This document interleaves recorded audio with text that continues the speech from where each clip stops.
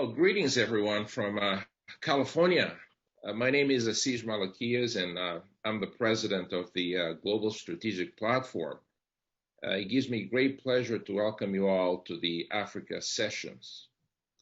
The main objective of the Africa Session series of virtual conferences, which is part of a global strategic platform, is to foster analytical dialogue between experts on critical and timely themes using an online platform to bring the discussion to a wide global audience. Besides live transmissions, the conferences are available on social networks for later viewing and may be used for production of written materials.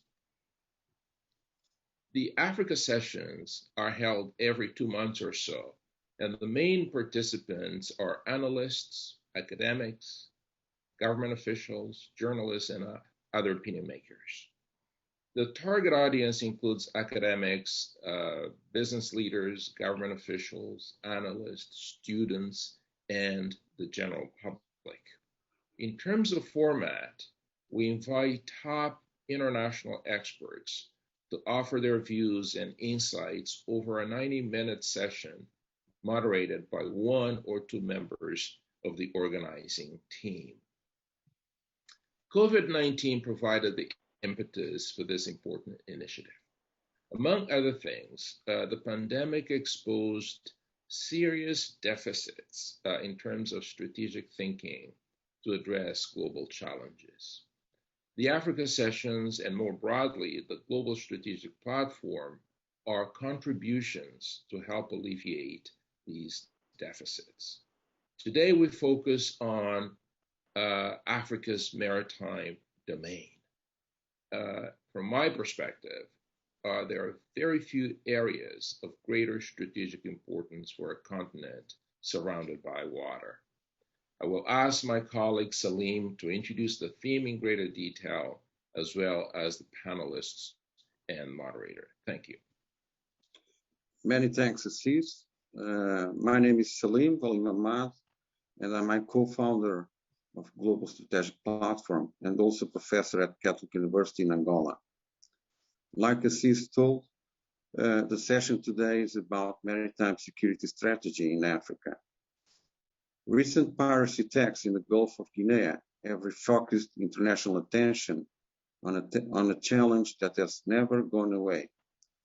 The underlying causes of piracy remain powerful and resist both superficial explanation and easy solutions. They require deeper assessments to fully understand the issues and collaborative strategies among all the stakeholders involved, from local communities to global actors. Piracy is one of the most visible symptoms of complex system of maritime threats and challenges that, if left unaddressed, will threaten the viability of many African communities and even states. The pillaging of marine resources, especially fisheries, will have profound social and economic consequences for many years to come.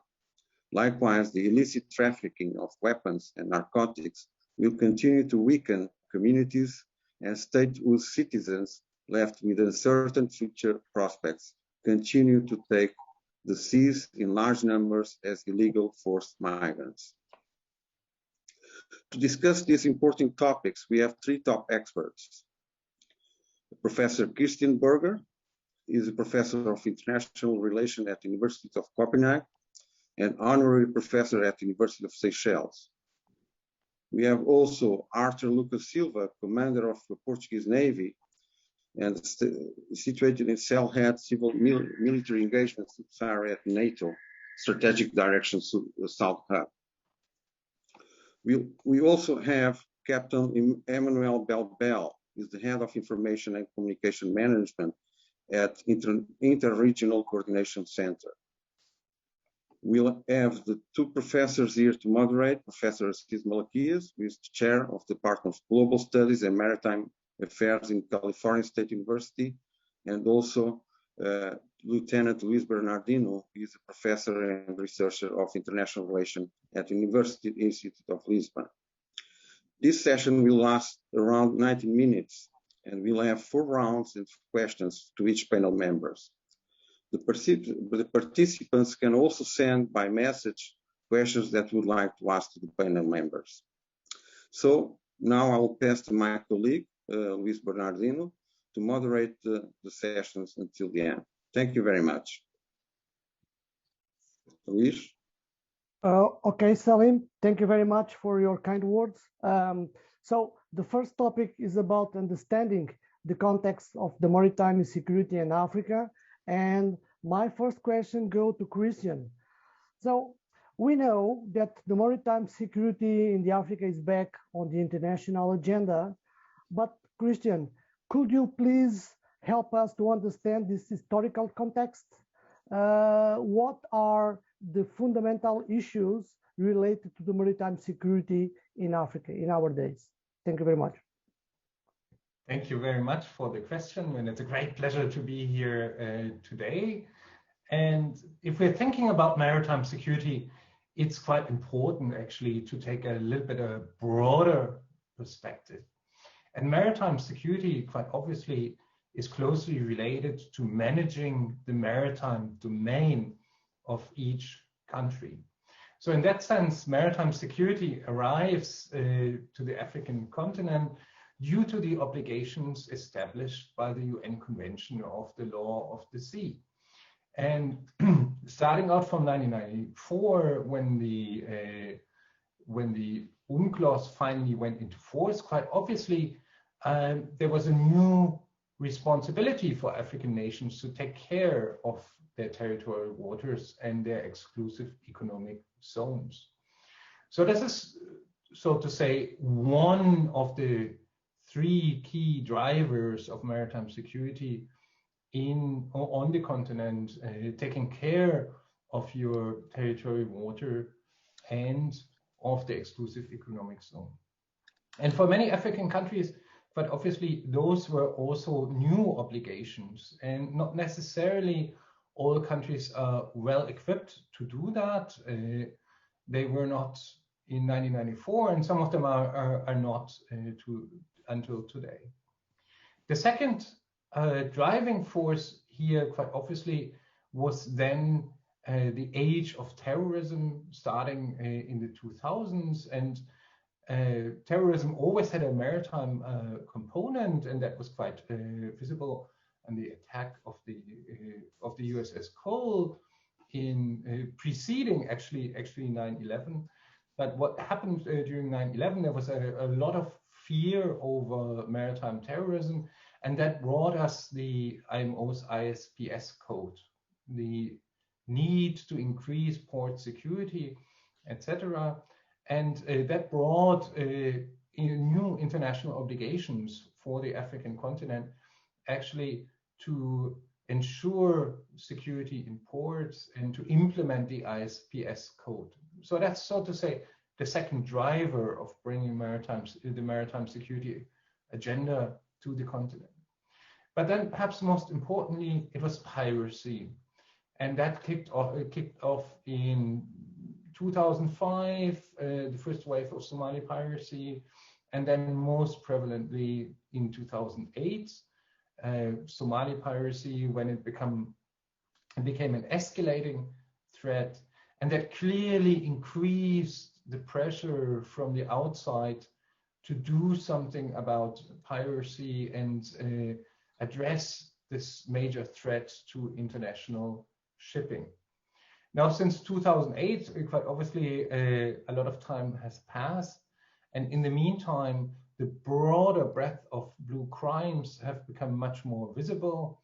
And now I think we are all fully aware that maritime security is about so much more than piracy. It is about illegal fishing. It is about various forms of smuggling, whether that is the smuggling of narcotics from Afghanistan to the East African coastline, or whether it's the smuggling of cocaine from South America to the West African coastline. But obviously, smuggling is not only about drugs, it is also about all sorts of illicit goods, which talking about the African East Coast, That also includes sanction violations. It is the smuggling of counterfeits. It is the smuggling of people, quite obviously, as well. But there's a broad range of illicit goods.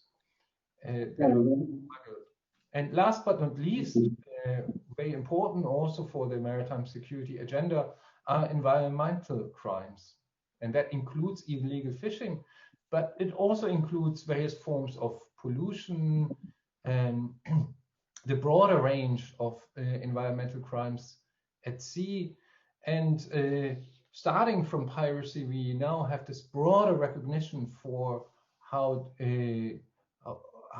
huge the negative impact of these maritime insecurities actually is for the continent. At the same time, from the late 2000s, we have the rise of the blue economy agenda and the recognition that there's actually a lot of potential in maritime, in the maritime economy, and that it is a source for sustainable development.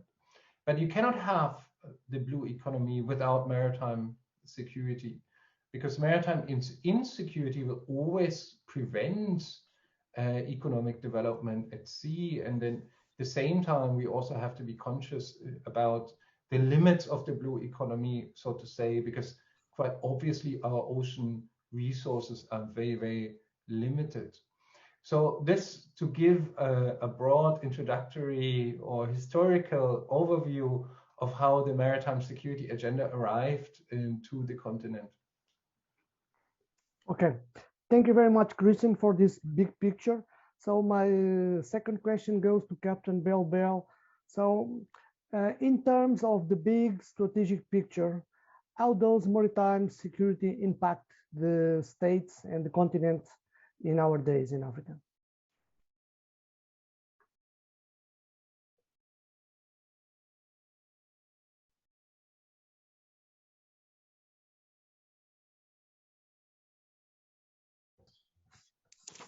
Yeah, now it's okay. Okay. Thank you for giving me the floor. I'm very happy to be among you people. Let me arrange.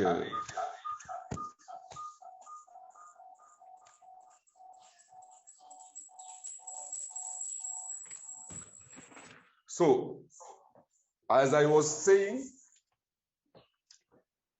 the impact of maritime insecurity in our area, I think we have statistics concerning piracy, armed robbery, illegal fishing, smuggling, and the impact on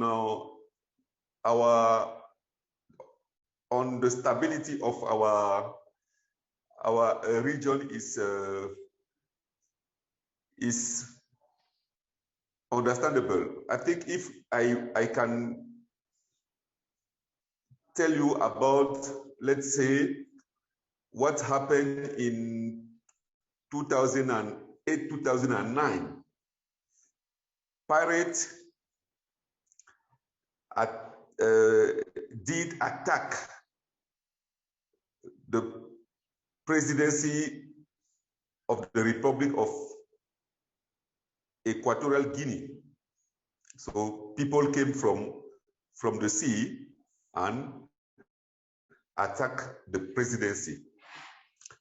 I think a few months before, the same pirates attacked installation onshore in Cameroon. And the same people did attack installation onshore in Gabon and in Egypt, in its continental site. So I think that there are many studies conducted by many organizations that have proven that the Gulf of Guinea loses a lot of revenues due to illegal fishing, due to piracy and armed robbery in our region. So also we have some social tensions in our area due to the fact that we have a lot of resources, but coastal people are not benefiting from all these resources. So sometimes also they can turn themselves into pirates to go offshore and attack or board ship to have, let's say, something to eat. So at the political level also, we have maritime insecurity has a lot of impact. At the economical level, we are losing revenues because whenever the rate of piracy increases, the shipping industry is not keen to send ship in our area. So incidentally, we are lacking some goods. And if we are lacking some good in our area, that means that people become more and more, people become poorer and poorer, and that will cause havoc in our area. I think globally,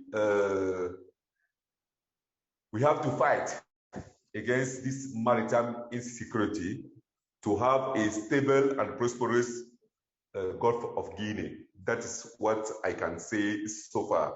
So I am keen to answer or to add some other elements during the conference. Thank you. Thank you very much. Yes, we have a couple of questions more to you. Now I would like to ask to Commander Lucas.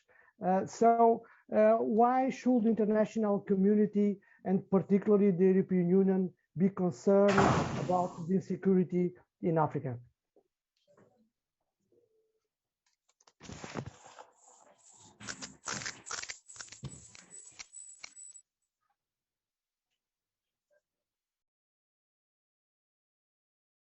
Security challenges and also opportunities.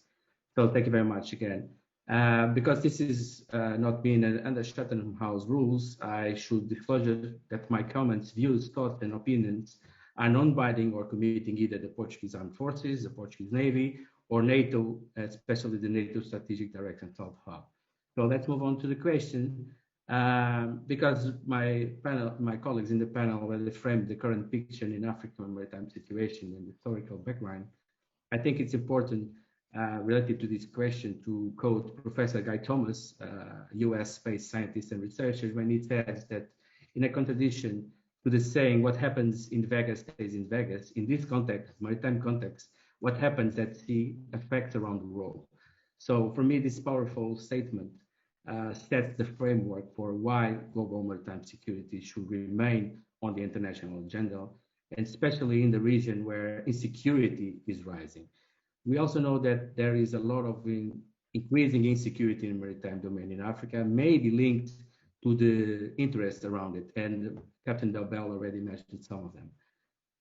Because the question also touched the European Union, I think it's essential to refer that within the European Union maritime security strategy scope, which the European Union Council approved in 2014, and later I will quote a reference to highlight the ocean's importance that encompassing why maritime security in Africa is within European Union agenda, reinforced of course by specific EU member state agendas and interests. So quoting the European Union maritime strategy that refers that oceans are of a great geopolitical relevance and the European Union and its member states deepen open, protected, and secure seas and oceans for economic development, free trade, and transport. So by saying this, it's relevant, deep and relevant that Europe is concerned about what's happening in ocean, and especially around Africa that is near Europe. I also would like to focus not only in Europe, and we will tackle the root causes that affects maritime security, and we already touched some of them. So it's worth mentioning that no problem starts at sea, they end up at sea. This means that all strategies and actions plans that are and will be put together should have an holistic approach that will encompass what happens in land, sea, local, regional, and international factors, no matter the system we will use to build up those strategies or action plans. So an holistic approach would enable different paths, not exclusively related to security, that could support decision makers, balancing measures and seek common interests, either diplomatic, economic, social, human, technological, you just name it, because all of them are in the international agendas.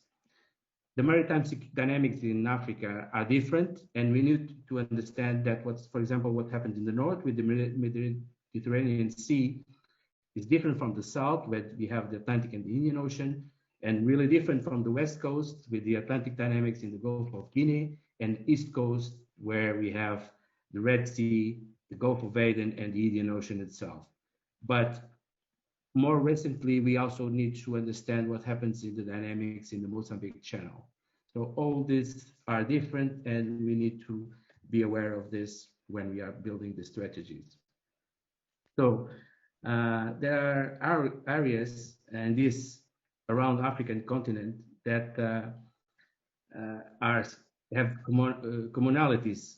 All of them depends on movement of goods and commodities for the African people. So we also should not forget that Africa is one of the sides of the most critical shock points in the world, the Strait of Gibraltar and the Suez Canal. So the freedom of navigation is compulsory for keeping the world's economy, at least in the status quo, and free of significant shakedowns. Like I hear often, especially from Dr. Gravel, who's not here today, that if there is no shipping, there will be no shopping. So I think this is everything. This means that all stakeholders engaged and interested in Africa will be exposed to intercontinental risks and transnational threats emanating from each side of those areas that I just referred, Africa and Europe. Focus only in piracy, like my colleagues already said, and armed robbery, which are consequences of something bigger, will be, in my humble opinion, too short. So we should not forget that sometimes the narratives also tends to be like Africa is the originator of the challenges, but they are not. Africa are exposed and widely exposed to external factors, the power balance between big powers that undermine continental, regional, and special local community stabilities and development, like Captain Bell mentioned earlier, by referring to poverty in some areas. Nonetheless, the multiplication of Africa's internal conflicts, the extension of terrorism networks, the multitude of interconnected maritime security challenges, and now more recently, saying more recently is not good now because 1.5 years of COVID-19 demands more than ever a concerted response to ensure adequate protection of stability and reduction of effects of new points of friction in the African continent. So almost ending, I should also mention the importance of having enforced the African Continental Free Trade Area, which entered in force in January 1st this year, which is an excellent opportunity for Africa and all to engage with Africa. With the full implementation of such an important agreement, a secure environment like Professor Christian referred, a secure environment is deemed necessary in the maritime domain for the implementation of this agreement. If you want to zoom in the Gulf of Guinea, Africa houses underwater intercontinental communication cables that are vital for the worldwide economies that encompassing the continent's challenge and opportunities. So this is really how Europe and the world should be concerned and having in the agenda the maritime security. So implementing maritime security measures is a timely process. Making maritime insecurity is an endemic situation in some areas around Africa, but the agreement already achieved in 2013 with the Yaoundé Code of Conduct proves that political, diplomatically, there is a will to increase cooperation. I'm ending here that maybe renewing the vows at political and strategic level from Europe, Africa, and all engaged with Africa to have the Lomé Charter, the Yaoundé Conduct Code, as a binding documents to the states will for sure open avenues of cooperation to support and sustain maritime lines of communication, and especially for prosecute and condemn some of the criminals that are perpetrators of crimes in Africa. And I end up here. Thank you very much. Well, thank you very much for this big picture. Now I hand over to my colleague, Assis Malaquias. Well, thank you very much. Great first round. In the second round, we would like to go deeper in trying to assess maritime security threats in Africa. And my first question goes to Captain Bell. Captain, what are the main maritime security threats facing Africa today? We've touched on them already. From your perspective, what are the key maritime security threats?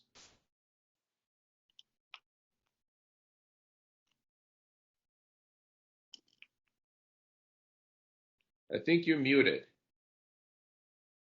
Yes. Perfect. Okay. So thank you for asking this question. I think I might not say that. I think the greatest threat in maritime security in Africa now is illegal fishing. Because illegal fishing, we don't have statistics concerning the range of illegal fishing in our area for many, many reasons. Because sometimes the state, I'm precisely talking of the Gulf of Guinea. I know the best.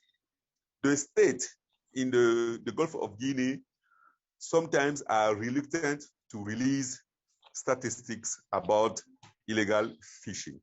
But globally, I think as illegal fishing also threaten our sustainable development, we think so far that it is the greatest maritime threat in our area. We are fighting against piracy, maritime piracy, and armed robbery because these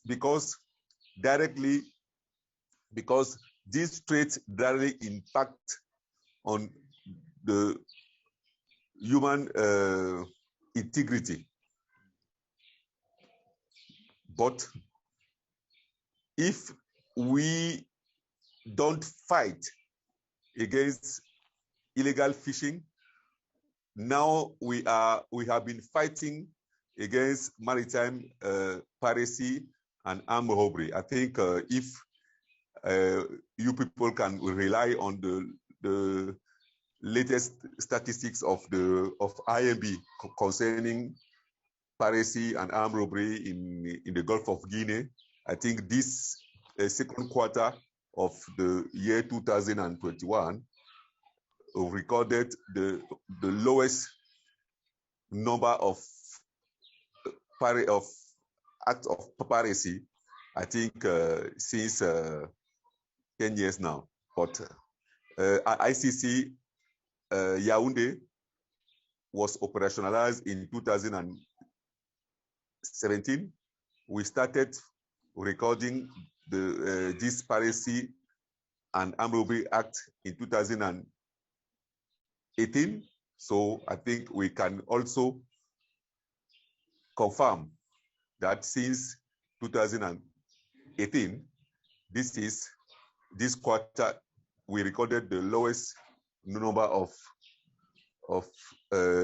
Piracy Acts. So it is, let's say, into bracket, it is easier to fight against piracy and armed robbery, but it is more difficult to fight against illegal fisheries or illegal fishing.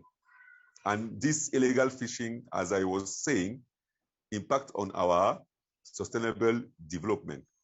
So for me, so far, I think this is the most dangerous maritime threat in our area. Thank you. Thank you. And the next question to Professor Buger. Christian, could you speak to how maritime security threats in Africa have evolved or changed over the last couple of decades? This is no longer just about the Somali piracy or Nigerian banditry, is it? Yes, absolutely. And as Captain Belber just has highlighted, there's a broader range of maritime insecurities that we need to pay attention to. And quite obviously, much of the discussion, in particular as it comes from the European perspective, is about piracy. And the reason for that is plain and simple, because it threatens transport security and trade routes. And quite obviously in the Gulf of Guinea, it's mainly about oil shipments, while in the case of the Western Indian Ocean, it was much more generally about transport. But I think the attention to piracy has brought us the recognition for maritime security more broadly. And that's to some degree also a good thing. Although I personally think, and that's also what we see from our research projects, we have one research project running on Ghana in particular at the moment, there's way too much attention to piracy. So more attention clearly is needed to illegal fishing as one expression of blue crime. But there's also a sad side to it, because quite cynically, there's not that much fish left, right? The oceans are dying, and while on the one side it is clear that illegal fishing threatens currently quite a substantial amount of coastal communities and so on, and it is also a source of national incomes, in particular for countries in the Gulf of Guinea, this will not be sustainable in the long run. So the fish stocks are declining substantially, and I wish that our children will still be able to eat fish and see fish. And in these regards, illegal fishing is just one expression of environmental crimes at sea. And the way that the agenda clearly has evolving is to pay more attention to smuggling. If you think about the smuggling of counterfeit medicine, for instance, via the sea, that's a huge issue that directly threatens also populations. But if we are looking at the broader spectrum of environmental crimes at sea, one of the issues that I would highlight in particular is the problem of pollution, and that can be ballast water, but it can also be oil spills of different degrees. And it can also be in the spectrum of maritime accidents. So we have seen this in Mauritius last year, how tremendous the effect was on the marine environment of a marine accident. We have seen it in Sri Lanka this spring. And fortunately, we haven't seen it in Yemen with the FSO Safer, a major oil ship laying in the coast of Yemen and being at the risk of breaking down. So I think maritime accidents or environmental pollution in various degrees caused by shipping, that should also be one of our main concerns on the maritime security agenda, because you can have all the illegal fishing in the world. If you have like one major oil spill in at any coast in the Gulf of Guinea, that will just ruin the marine environment for decades, right? So these are the kind of issues that we seriously need to pay attention to. There's something caused by the piracy agenda at the same time. We have now much better maritime domain awareness than we had it 10 years ago. And there's something paradoxical about maritime domain awareness, whether that's as part of the Djibouti Code of Conduct or the Yaoundé Code of Conduct or the MASE instruments and so on. We know today much more what goes on at sea. We know much more about different aspects of blue crime. But then, and here comes the paradox, at the same time, we are also much more aware now what we don't know about. So we don't have good data, for instance, on environmental crimes. We don't have good data on illegal fishing. We don't have good data on smuggling and so on. And that is seriously an area that we need to improve on. We know what we don't know. So it's about time to actually strengthen our knowledge also in these areas. Piracy is one of the areas where we have a good recording of incidents and so on. But the same is not the case for all the other blue crimes and maritime insecurities. And there we really need to step up our game. Well, thank you very much, Christian. Commander Silva, how does the European Union see the maritime security threats originating from Africa? Thank you, Professor Malakias, for this concrete question and a quite tricky one, but I'll try to introduce some topic that could be important to understand some phenomena when we put the European lens on. With this, I may also avoid any mistakes from my side, and I will try not to duplicate what my colleagues already said in some areas. So, and they already mentioned seeking sustainable development of coastal communities, global food and energy security, international commerce are just some areas that demand action from states, regional, continental, and also from the international communities and institutions. Therefore, cooperation, collaboration, and coordination in maritime domain to sustain Africa coastal state nascent capacity are relevant to the African agenda from global to sub-regional stakeholders. So one of the visible situations that we perceive as Europeans as an African security threat affecting Europe is the migration in the Mediterranean Sea, the piracy in the Indian Ocean and the Gulf of Guinea, and of course the conflicts in the Sahel and Libya and the terrorism in general. So this is putting the European lens and how we see Africa about security. But in close coordination with other international organizations, the European Union is also looking to other factors that may not be visible and need to be tackled. Factors like those related to counter-organized crime that to some extent we already mentioned, with a hub in the Niger Delta that has also grown in West Africa as a phenomenon since a couple of years.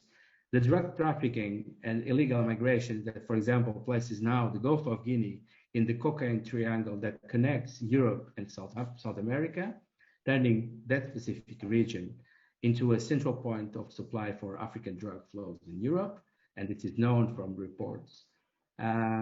This increasing trend of uses of Gulf of Guinea as a transit corridor to drugs by transnational organized crime from South America to Europe is a concern for Africa and the world security in general.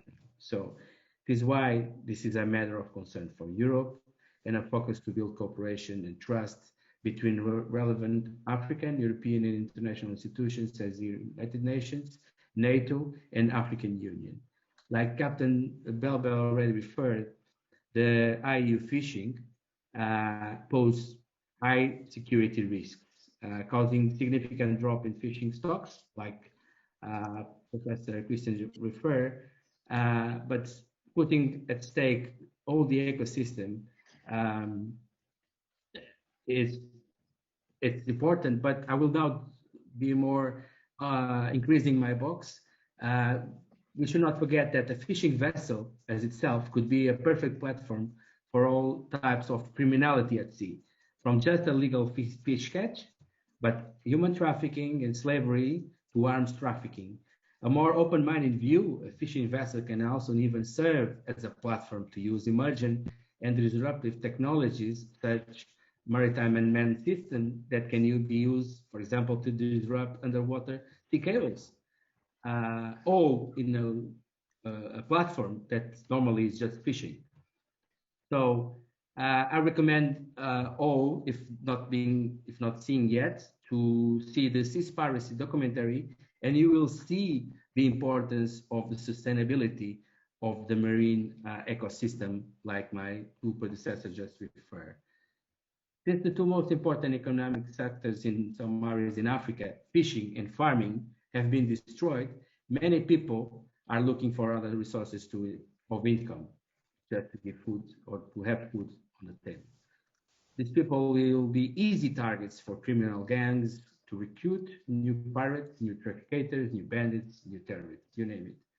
For sure, the European Union institutions and member states are looking for this phenomenon by supporting projects also linked to human security, gender inclusion, youth empowerment, in order to mitigate the risks of having more criminality. Maybe later on we will speak more on these programs. In line with what I just mentioned, suppose there is no sense of benefit for the coastal communities, like job creation. We speak in other interventions. Unemployment affects the perception and the understanding of inequality and shared benefits, for example, from oil and gas market. In that case, we can easily understand the enormous sources of instability that will rise and could boost in some specific areas already fragile and vulnerable, the conflict, and of course more and more criminality. And of course, in areas where a weakened state action or presence is low, you can, and we see what is happening. And overall, the socioeconomic condition in the region, with widespread poverty and high unemployment rates, enhance criminality and prompt the rise in piracy activities and organized crime, for example. So I'm not mentioning all of them. So what we see in the news as an immediate threat for the European Union, either by sea or land, like migration, piracy, and terrorism, are just consequences of more deepening root causes that typically starts far from where it ends. I am not a movie critic or edit, but I believe that sometimes a picture is worth more than 1,000 words. And I recently saw a Spanish movie available on Netflix that have a glance of the myriad of causes that lead consequences, and also the interconnecting challenges that ties Europe and Africa, and the need for a continuous sharing of information and foster cooperation and coordination, and of course, not in the security domain. And I will end up here with my intervention. Thank you. I thank you. Fantastic set of answers. Let me hand over back to my colleague, Luis Bernardino, for the next round. Okay, thank you, Assis. We move forward. On this third round, we will try to identify some maritime challenges. And my first question goes for Captains Bell. So in your view, what are the main challenges at the continental, regional, or at the national levels? Captain, please.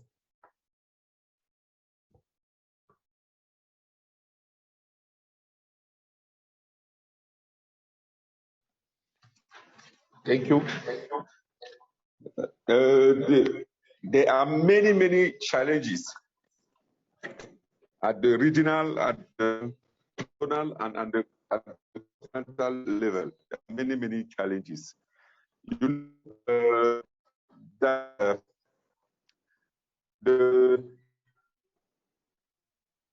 I will give the challenges without any priority. So I think the first challenge we have in our area is to implement what our head of state and governments signed. To implement, let's say, for the Gulf of Guinea, the Yaoundé Code of Conduct. You know that there are many, many provisions in the Yaoundé Code of Conduct. So far, the signatories has not been able to implement. If we talk about the Yaoundé architecture, we have 27 centers from the national from the national to the interregional level. At the national level, we have, let's say, 19 coastal countries. So that implies 19 national maritime operation centers. We have 5 zones. So that means 5 maritime multinational coordination centers. We have 2 regions, the West and the Center. We have ICC. So far, we have 3 out of 5 regions that are, let's say, partially or fully operational. We have the 2 regional centers which are partially and fully operational, and we have ICC. So our first challenge now is to operationalize the Yaoundé architecture by providing staff, by providing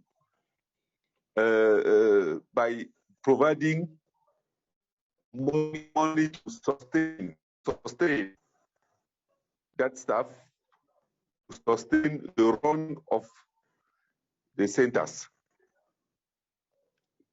Because now we are lacking human resources. We are lacking financial means to conduct activities. But in that sense, we are lucky because many partners are helping the Yaoundé architecture to conduct some activities. I am thinking of the European Union through the Gogogin project. The Gogogin project is now developing Yaris, the software that will enable the Yaoundé architecture centers to share information and to manage incidents at sea. I am also thinking of UNODC with this global maritime project, CRAN project, and UNODC is helping the Yaoundé architecture to harmonize legislation in our area. Now, the challenge external to the Yaoundé architecture from our partners, the challenge is to receive real-time information concerning incidents that happen at sea. I think we don't have the privilege of the voluntary reporting. Privilege meant to, let's say, in our area, the government MDAT and sometimes IME. but sometimes also the Yahudi architecture centers receive the information sometimes when the incident is over. So that means we have people naval asset. We have other people with information, but the link between those having means to respond and those having information, the link is not direct. So we have to pass through external agencies to have this information. And another challenge concerning our partners is also for them to harmonize their contribution to maritime security in Africa. Because, for example, sometimes we can receive the same contribution from different partners. That means sometimes we don't move forward. We are making what we say one step forward and two back and two steps backwards because we receive the same contribution. If, let's say, we have to equip our centers with communication means, sometimes we receive the same communication means coming from various partners. So they have also to harmonize their contributions. And the other challenge from our international partners is their presence of the Gulf of Guinea to combat piracy and armed robbery.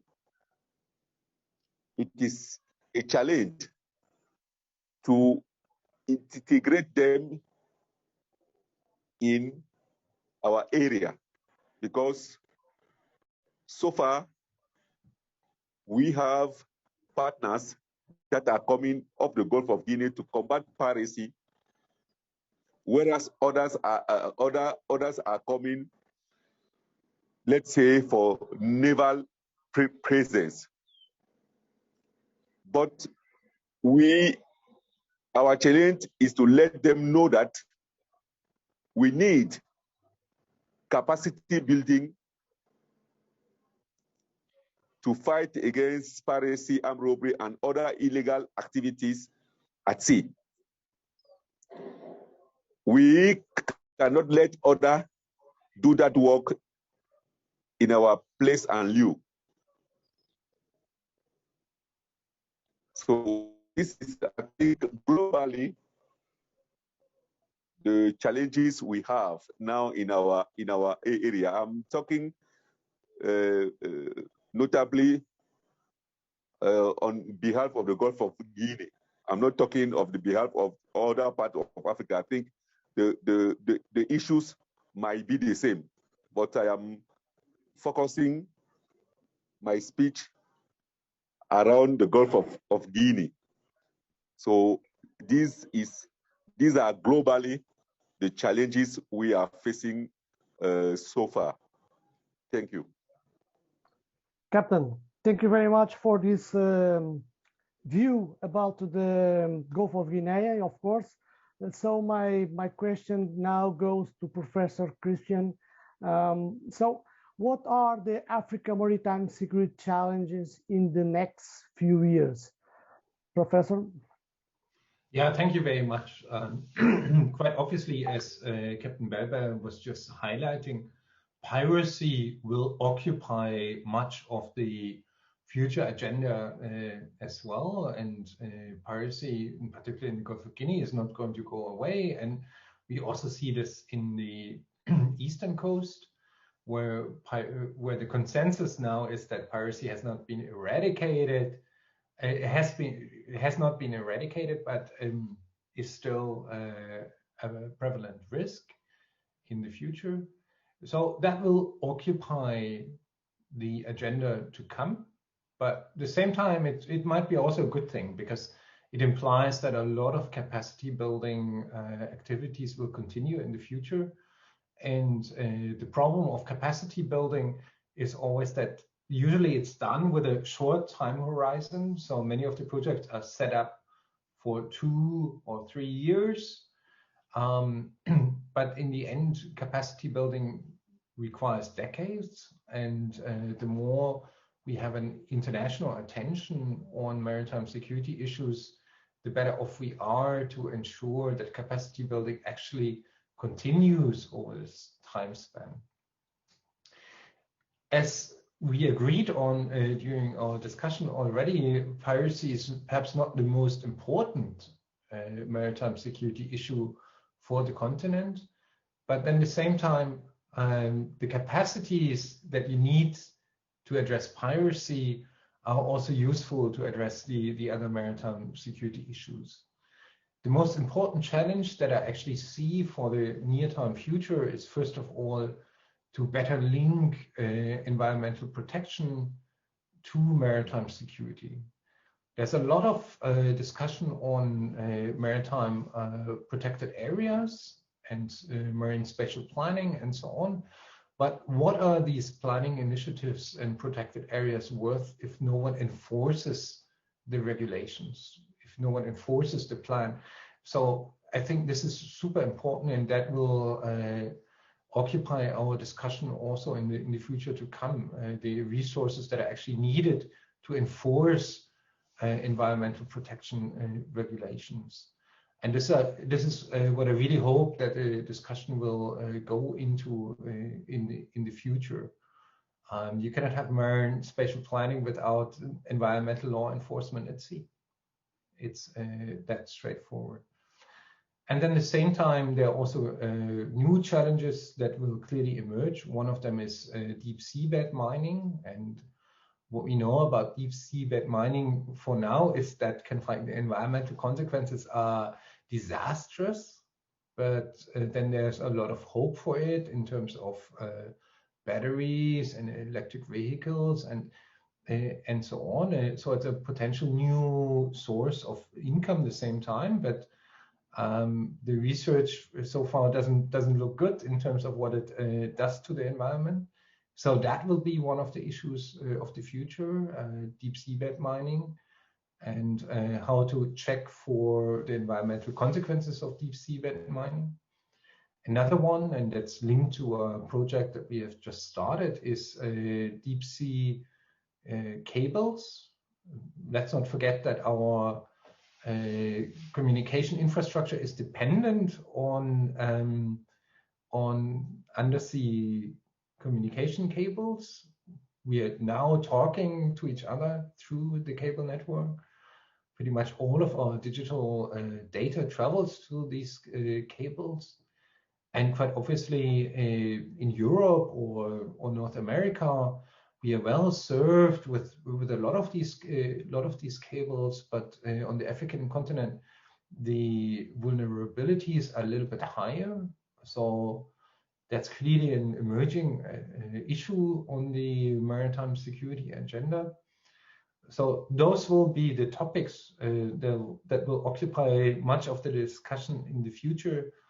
But above all, continuing capacity building work, and perhaps also getting better at it, because what we have seen in our last projects is there's a lot of money invested in capacity building, but the impact could clearly be better by designing these programs better and having them more targeted and also more long-term in perspective. So I really hope that will happen in the future, so we can have secure oceans. Future generations will still have some fish to eat, and we also create a future for coastal communities. So those are the challenges of the future. Professor, thank you very much for this great view. So my next question go for Captain Lucas da Silva. So How do you see these African maritime challenges? How do you affect the European Union? So what's your view on that? Thank you very much. Thank you for the questions and thank you for the promotion. And it's really a challenge to be the last speaker on the round with, where the others already touched some of the key questions for this specific one. So, maritime security is one of the fundamental strategic interests of the European Union. I just mentioned, and I quote the strategy. So this has been reiterated as political level once there is a growing demand for European Union role as a maritime security provider. And we see the missions in the Indian Ocean that started in late 2008 and in the Mediterranean Sea in 2015, but also the new initiative with the Coordinated Maritime Presence pilot project in the Gulf of Guinea. If we look at Europe as a global trading power, depend on free, open, and safe maritime shipping, where, and the statistic from Lloyd's, 90% of its internal and 40% of its, 90% of external and 40% of its internal trade is seaborne, and the value of the goods transported by sea, it's quite high when compared by those transported by air and of course overland. So short statistics and then the previous intervention, I think it's straightforward for us and the audience that maritime threats and challenges are commonly shared and interdependent. International concerns over this interconnection and international threat demand seeking of shared understanding and the perception of what is the threat and if they mean the same for everybody. So all threats need to be understood as the same and meaning the same. So, and we cannot forget that to tackle the challenges and those threats, sometimes one size doesn't fit all. And like Captain Belbel said, he's speaking about Gulf of Guinea, and what applied in the Indian Ocean may not fit for the Gulf of Guinea. And of course, I will not go deeper on this. But the maritime influence tends to attract non-state actors, like I've mentioned before, lacks economic opportunities elsewhere to engage in illicit activity fueled by corruption, high levels of unemployment, lack of good governance, and sometimes political will, because it happens in the fact. COVID-19 also brought the world new challenges which have been magnified in Africa, and maybe still magnified, not in Africa. This health crisis has intensified the already weak economic and social situation in some African coastal countries, many of which are already struggling with other endemic factors that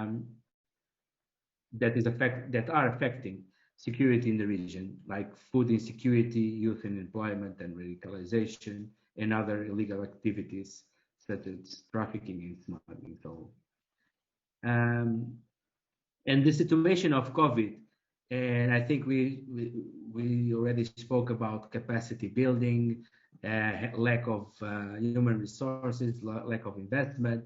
But the COVID really pushed national governments and regional organizations to make hard choices to mitigate the effects of COVID pandemic, the health crisis, or promote security in the region.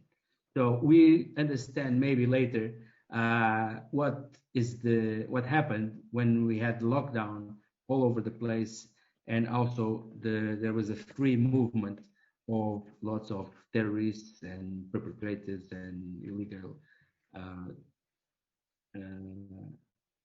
activities around Africa and of course in Europe. In line with these factors, Africa's perceived inequalities led to the region on states' political struggle, which further weakens the rule of law and perpetrates criminal activities. And Captain Belbel talked about the UN project, but we will see later that the European UN ODC, Global Maritime Project, but we will see that this side connected also to the European Union with one of the projects. And all these triggers affect and is a concern for Europe, especially when you're talking about terrorism. And the links between terrorism and the networks facilitating activities like human trafficking and migration into Europe are part of Europe's action plans, either from European-led agencies like Frontex or Europol, and of course, the member states. But if you look into the 2050 Africa's integrated maritime strategy and the ECOWAS integrated maritime strategies, we will see that the threats and vulnerabilities incorporated in these strategies are not just African maritime security concerns, and it's a concern for European entities, European member states, and all are included in all strategies. And Professor Christian already mentioned, and Captain Belbel also mentioned, the transnational organized crime, the IUU fishing, and all are a concern and included in all strategies. But because I mentioned, and Professor Brugger just finished talking about the underwater sea cables as part of critical infrastructure and strategic communication systems. They are key enablers for what we are doing now, but especially for world's economy and trading. And disturbing this channel will generate a shakedown that cannot yet be perceived, but will affect for sure European and African interests. Let's hope that it's not happening in the near future. Of course, we talk about climate change and maritime environmental degradation that can lead to mass migration. So there is a consequence of having in the agenda the climate change and the environmental degradation, and need to find other sources of livelihood that having the mass migration will expose those people to radicalization and criminality. And we cannot forget also the demographic factor and youth bulge in Africa. Because if it is in some areas, for example, in Europe, that's old people, could be a positive demographic dividends for the economy, actually, it tends to become a challenge in the African continent, mainly because of lack of education, poverty, unemployment, lack of expectations, hunger, and sense of inequality. So this part of society become an easy target for criminals, and they can be used easily in the maritime domain. So to finish, more threats could be found, but at this time it's too short. I will tease the audience to think also about the situation of Mozambique in Cabo Delgado and try to make an alternative future analysis for those that are more familiarized with these techniques, and see how the maritime domain could have a repercussion on Europe, especially now that the European Union approves a mission in the region. And I hand over to Bernardino. Thank you. Okay, thank you very much for this view about the European Union. Yes, we have to think more about the role of the European Union in Africa. So maybe it's a topic for the next webinar. So now I hand over to my colleague, Assis Malaquias, please. Luis, thank you. Thank you again very much. We're coming towards the end of our webinar, and we wanted to assess maritime security responses on the continent. And to this end, I have my first question for Christian, Professor Brugger. So Africa has developed important strategic frameworks. You mentioned them already, the Djibouti Code of Conduct, the Yaoundé Code of Conduct, and so on, as responses to its maritime security challenges. So Christian, how would you assess their impact thus far? Yeah, thank you for the question.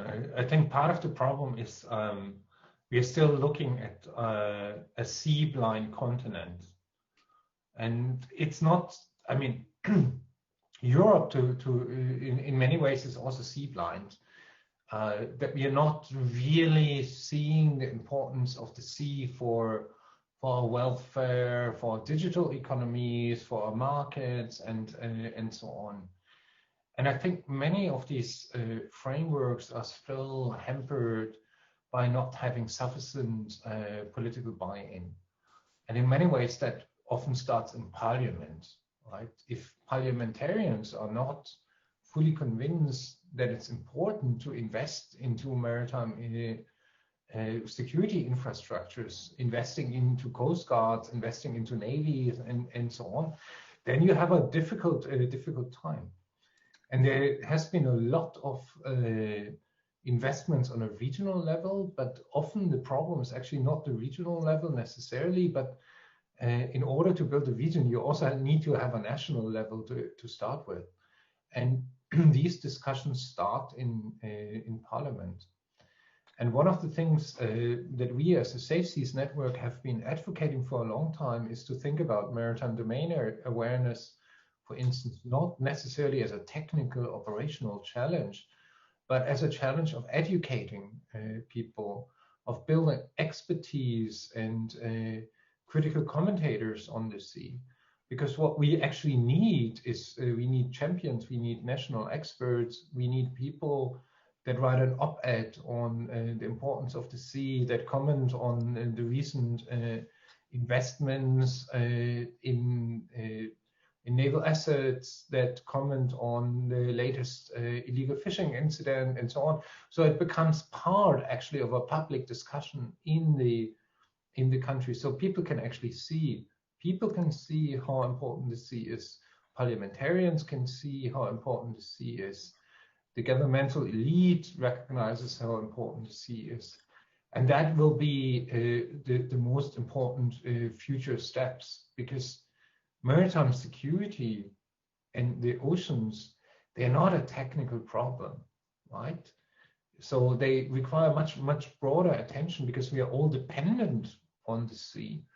And tackling that problem, well, that is the actual challenge. And an event like today hopefully eases the pain, so to say, by bringing attention to why maritime security is important for Africa, for Europe, and for the world. And as I try to flag throughout, it's important to see that ocean health is in a dire state. The oceans are literally dying, and maritime security is part of rescuing the oceans and ensuring that we can sustainably use them in the future. And Djibouti Code of Conduct or Yaoundé Code of Conduct or the MASE structures, they're all important instruments, but without the buy-in of governments, of parliaments, and of the people, we are not going to go nowhere.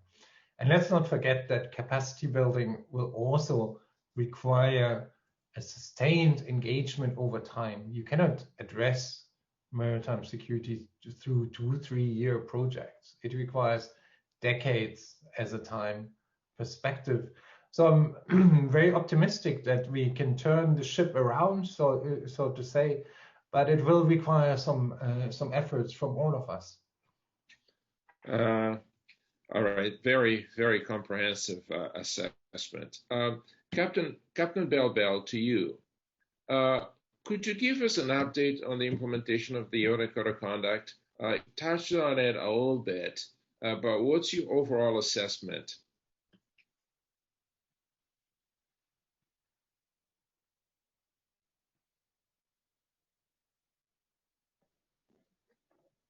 Yes, thank you. An update concerning the implementation of the Code of Conduct.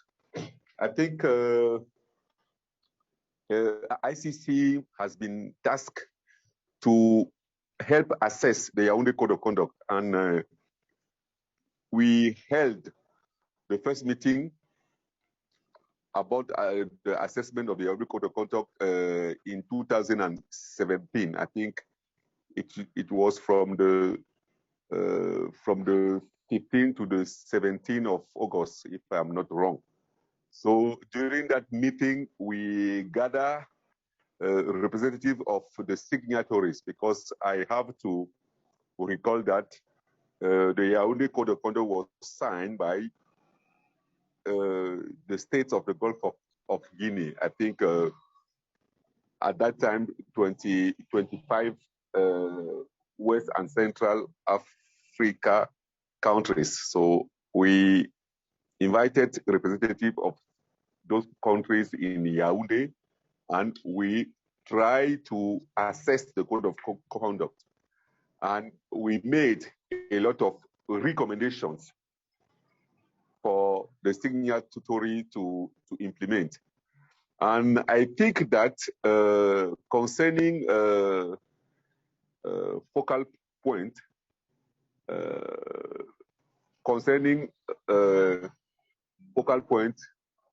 I think we don't have all the focal points.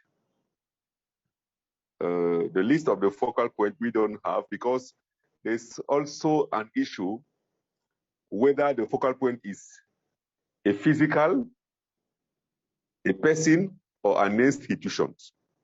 Because in some countries like Cote d'Ivoire, like Togo, like Benin, they have put in place sea council, what we call in French, préfecture maritime. And those institutions are considered as focal points. But in other countries, we have people. The inconvenience of having people is that whenever these people are transferred, we don't have any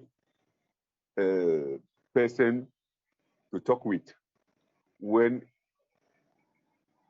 maritime security is concerned in that area. So since 2017, most of the countries have operationalized their maritime operation centers. Some countries have put in place the National Security Committee. They have also put in place an inter-agency structure. Some countries have nominated people to hold most of the positions in these structures. Concerning, let's say, joint maritime patrol, because even in the code of conduct, it is clearly stated that the code of conduct encourages neighboring countries to sign agreement, bilateral agreement, multilateral agreement to cooperate in terms of maritime patrol. But I think in our area, as it is divided into zones. So Zone D signed the multilateral agreement or the technical agreement, I think, in 2009. And in that zone, started maritime joint patrol in 2009. Zone E signed, Zone E country signed multilateral agreement in 2014, and in 2018, I think on the 30 August, they signed also an agreement for maritime joint patrol. Likewise, Zone F, in March 2019, Zone F also countries signed an agreement for the joint maritime patrols. The Zone E and the Zone F have not yet implemented those agreements. So we are waiting for them to put really in place maritime joint patrol. Because what we notice is that when the Zone D countries put in place the maritime joint patrols, the number of incidents decrease. And as we know now that the most impacted area as maritime, as piracy and armed robbery are concerned, is the joint development zone between Nigeria and South Tome. And you know that this is the border between West Africa and Central Africa. So we need the Zone E to pull, Zone E countries to pull their assets within a joint maritime patrol. Like the Zone D has been doing since 2009 with the results that we know. Now, globally speaking, as part of the Yaoundé Code of Conduct implementation, ICC, in partnership with Nigeria, through NIMASA and Nigerian Navy, has also created a forum. The forum is called Gulf of Guinea Maritime Collaboration Forum, SHADE. And I think the first plenary, the inaugural session of that forum was held on the 14th of July, 2021. So last week. So I think more than 70 participants, because we reduced the number of participants to the regional navies, to the international navies, to the maritime, to the shipping industries, to NGOs and other international partners. So now we have created 3 working groups, and we are encouraging our partners, representative of international navies and regional navies, to join that, what we call those working groups, and to accomplish objectives, specific and general and specific objective of that working group. And this SHADE will help integrate the naval presence of our international partners in the Yaoundé architecture. So we will work with them to combat piracy and armed robbery. This is my contribution so far. Thank you. Thank you, Captain. And Commander Silva, the last question for you. What has been the role of the European Union, and especially NATO, in assisting African organizations and states in finding strategic and operational responses to maritime insecurity?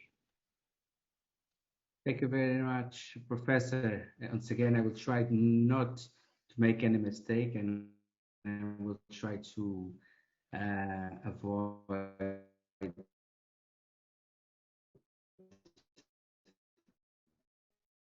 what was already strategic support that are action plans.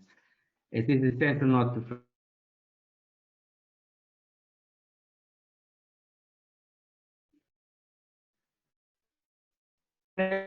secondly, program from the inside. And for this, I will refer a state for Excellency Ambassador for Affairs in the Gulf of Guinea Commission, that for any project to be created,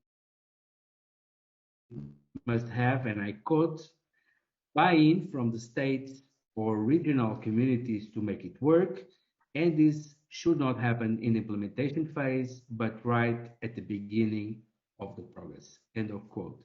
And like Commander Silva, you still muted. Perfect.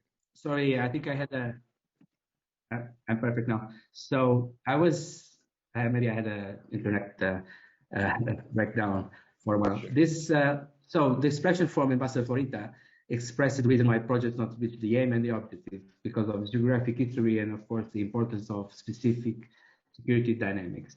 And I will try not to touch only European Union, NATO, and UN, and I also try to smoothly touch some national responses, but the time is short.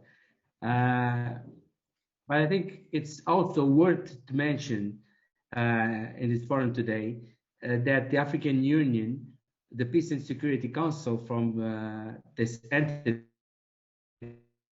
will convene tomorrow in its 7th dedicated discussion on African maritime safety and security issues.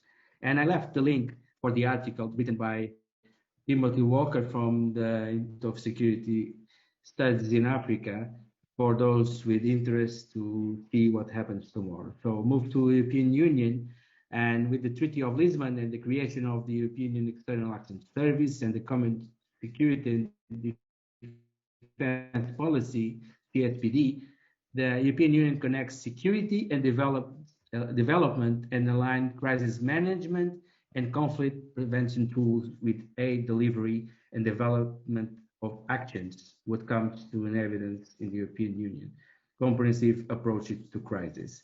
The European Union is committed in improving maritime security in the Gulf of Guinea, for example, and actively contributing to developing the capacity of coastal states in the region. Programs and projects focus on legal framework, operational rules, information sharing, training, and capacity building are just what is included in the European Union Gulf of Guinea strategy and action plan. But to see the myriad of the projects that the European Union is involved with, if we consult the page or the web page of Critical Maritime Routes Gulf of Guinea, one of the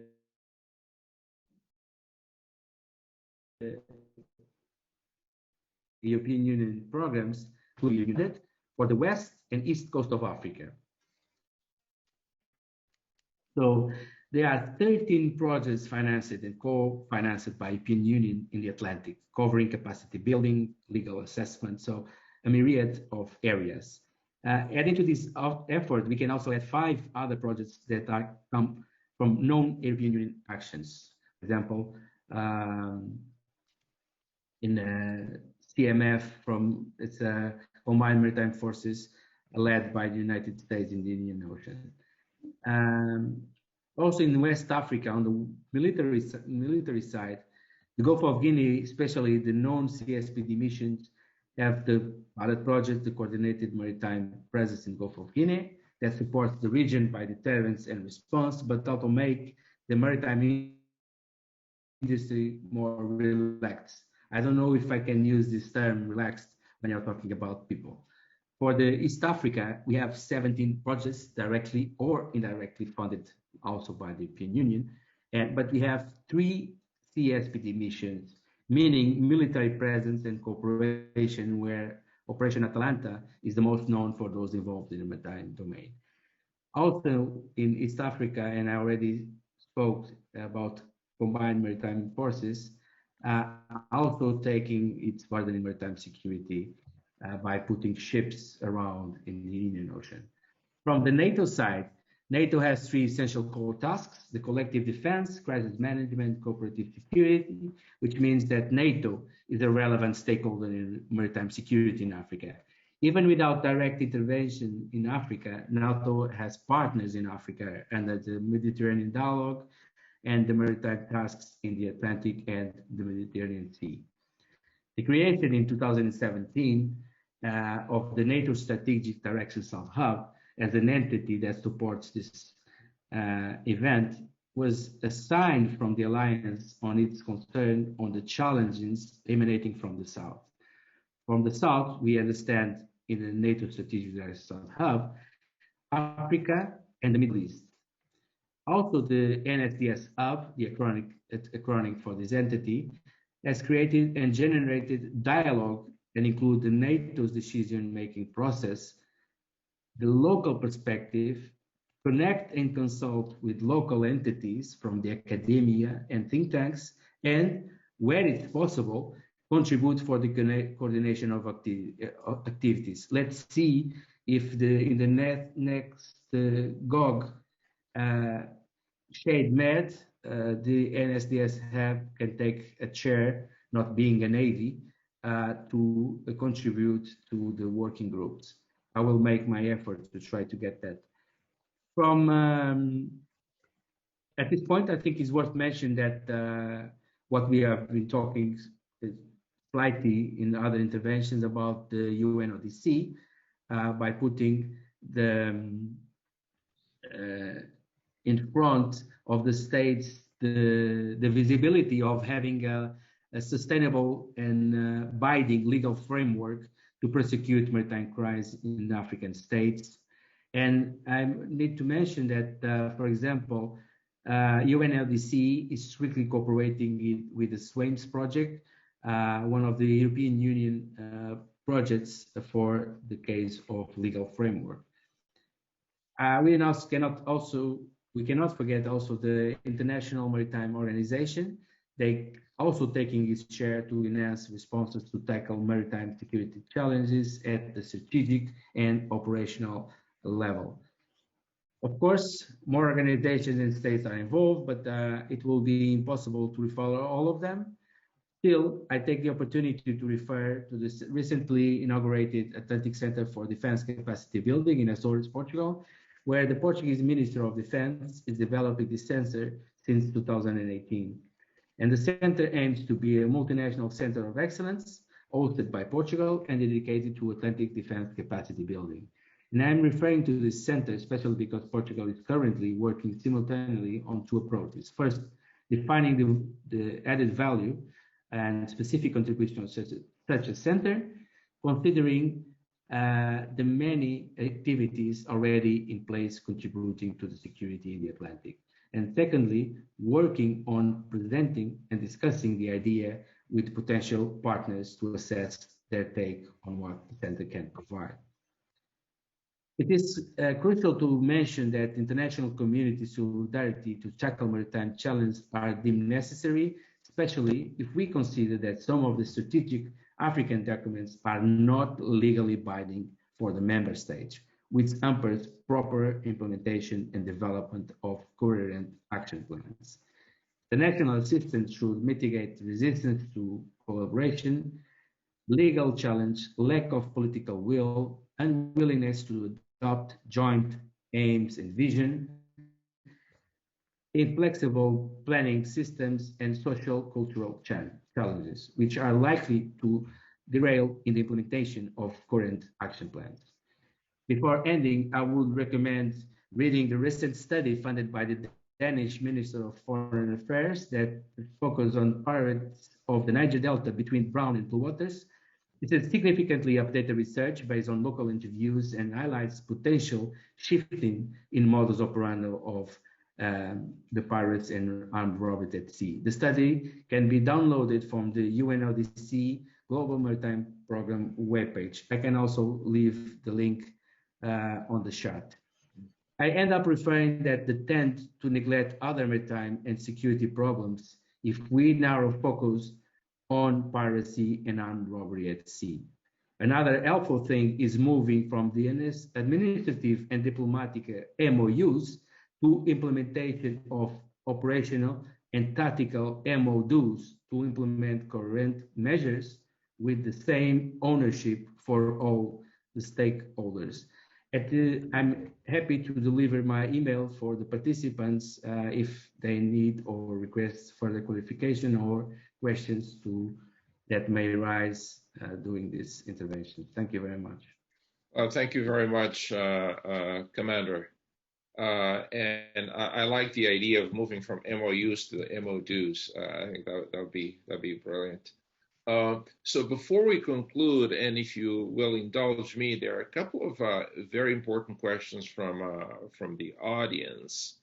One directed to Captain Bell from Martin Meyer, who asks, Captain, thank you for mentioning illegal fishing, which is well documented in the 2014 report from the Interpol. How about copy and paste the formula of NATO into the South Atlantic Organization so Western African countries can safeguard their waters and seas themselves based on solidarity, collective defense, and standardization. How about that, Captain Del Bel? And by the way, as the captain gets ready to answer that question, there's another great question from Professor Francois Frey, who asks, and I probably should direct this question to Commander Silva and Christian. Professor Frey asks, given the emphasis on capacity building, is there some mechanism or data to align what African littoral states require and what capacity building programs the EU countries offer? So first to Captain Del Bel on the question from Martin Meyer. Thank you, Professor. I think that yes, I remember the report of the 2014.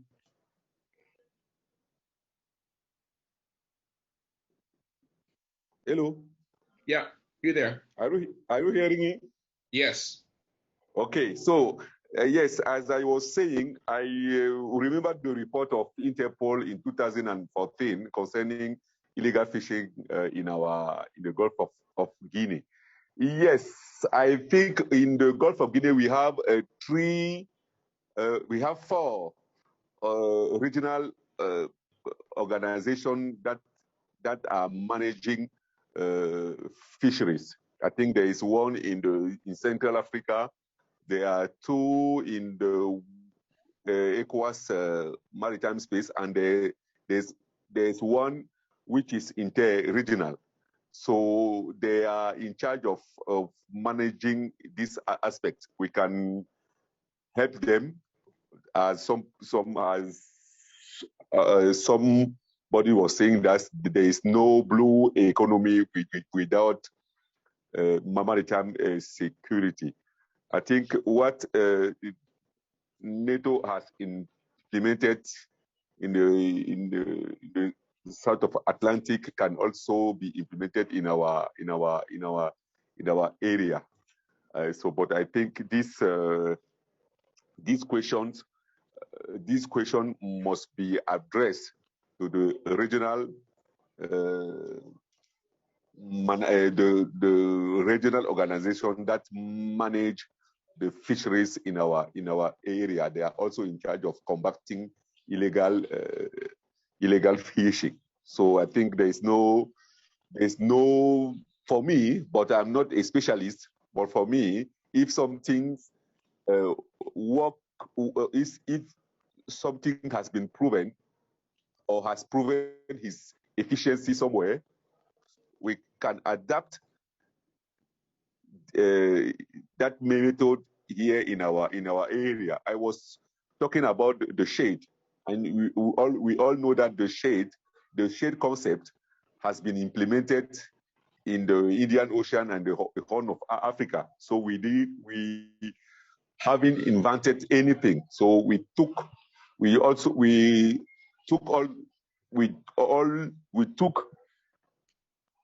just took what people have been doing there, and we tried to adapt that concept in our area. So we are eager to see the results, but we are confident that that forum will bring out good results. That forum will help achieve the vision, which is to free the Gulf of Guinea from piracy and armed robbery. So I think what is good for the shade can also be good for illegal fishing in our area. Thank you. Thank you very much, Captain. Commander Silva and Professor Buger, what about this question from Professor Frey? Commander, perhaps you want to go at it first. Thank you very much. On this specific mechanism and data. I think I cannot, because I'm not having access to European Union databases or otherwise, but I think now the game changer, and this links to some extent from the previous question, is this shared math that will bring the local perspective connected with all the stakeholders and of course the representatives of the projects, because the European Union has a lot of projects, and all of them have different entities or different person leading those projects. And concerning the alignment, and these working groups for sure will contribute to a more coherent approach and having a more cause effect or more MODs than what is happening now. But I don't know if there is any data on capacity building in the European Union. For sure, when the projects are implemented, they should have some basis, and nothing happens just because it happened. But the buy-in sometimes is because the European Union needs to stress that the project is a 2-year project and normally never reach the end, but they need to have something done and not incorporating all the needed stakeholders specifically from the end users. And of course, having here Captain Belbel that is very experienced by dealing with all these projects, his perspective is more relevant than mine, that I have always my European Union lens on and I'm not dealing with these entities regularly. Thank you very much. Christian, any further insights or inputs into this question? Yeah, thank you, Francois, first of all, for the question. And as usual, you point your finger to one of the key problems here. And quite obviously, there's not enough coordination of capacity building projects, and there's not a sufficient amount of alignment between the actual needs and the provision of maritime security capacity building. And let's face it, it's also a very intricate issue of how to do that, because in many ways there will always be an overlap of projects and several donors trying to achieve exactly the same kind of thing. So we will not get rid of that problem. I mean, there have been recently quite some attempts to do more coordination in terms of what is actually being delivered and what are the needs, because there are quite obviously also gaps, because donors don't want to fund everything. And as I said before, often there's kind of like the time span is the problem, that many projects only run for 2 to 3 years, and then they have to document that they have been successful, while the actual impact actually is more on a 10 to 20 year time span. So we have seen quite some coordination initiatives in the Gulf of Guinea, and then also in the Western Indian Ocean. All of that is not easy, and part of the problem is, or there are two problems involved there. On the one side, in particular, if it's bilateral capacity building aid, donors don't want transparency necessarily, because it's part of the bilateral conversation between countries.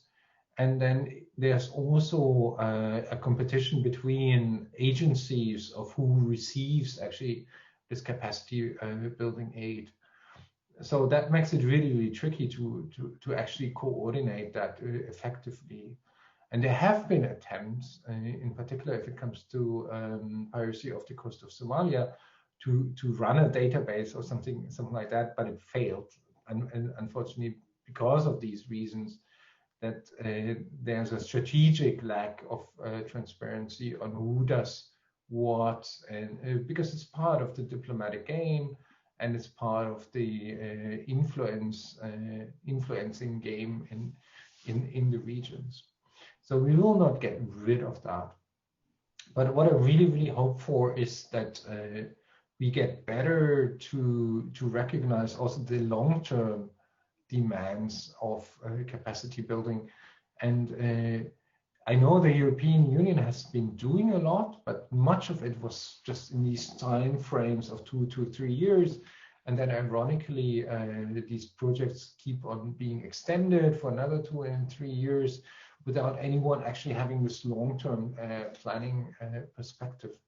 And that's something that I do hope that decision makers will recognize in the long run, that this is problematic, and that the majority of maritime insecurity problems cannot be fixed in 2 to 3 years. They will require this longer time span, and I hope that there's a little bit of a shift in perspective also going on.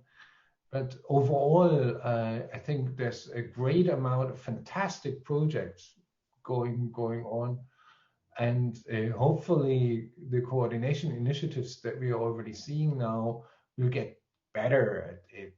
And that's the G7++ in the Gulf of Guinea, the contact group on piracy off the coast of Somalia in the eastern coast, and also the Djibouti Code of Conduct, which does fantastic work in terms of coordinating capacity building, although it can be done better.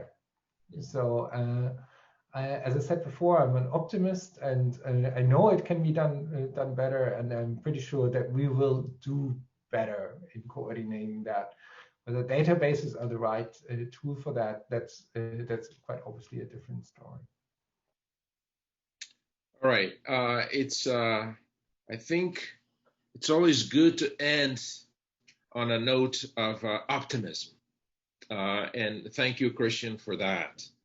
And thank you all of the speakers, Captain Beldel, Commander Silva, and yourself, Professor Buger. Thank you so very much for helping us organize such a rich webinar. To my dear colleagues, Luis Bernardino and Salim Valimamad, thank you very, very much.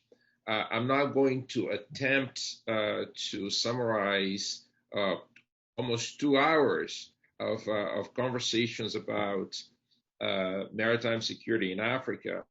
In fact, my colleagues and I will try to put together a one-pager to summarize some of the key points in bullet form. But for me, what we've done today was really very important, because we address a very complex issue from a broad global perspective. One of the key ideas that was discussed is the idea of ocean health, and that ocean health is in dire strait. This is a big macro issue. And the fact that we have identified maritime security as being partly about rescuing the oceans, that was a very, very powerful point of our discussion. Equally powerful was the realization that Africa is still a sea-blind continent, and so there's a challenge there. But we also dealt with some of the more specific regional issues pertaining to Africa and pertaining to the Gulf of Guinea. The Gulf of Guinea emerging as a transit route for all sorts of global criminal activities. And then we did not forget even some of the micro aspects of the issue. For example, fishing vessels, the focus on fishing vessels as a platform for criminality. So it was a very rich conversation. We will have further conversations about maritime security. I understand there's an interest in putting something together on the Mozambique channel. So perhaps we'll come back to maritime security in Africa in future events. So thank you again so very much for participating. The audience, thank you so much for showing up and with some outstanding questions. We'll do it again. Thank you very much.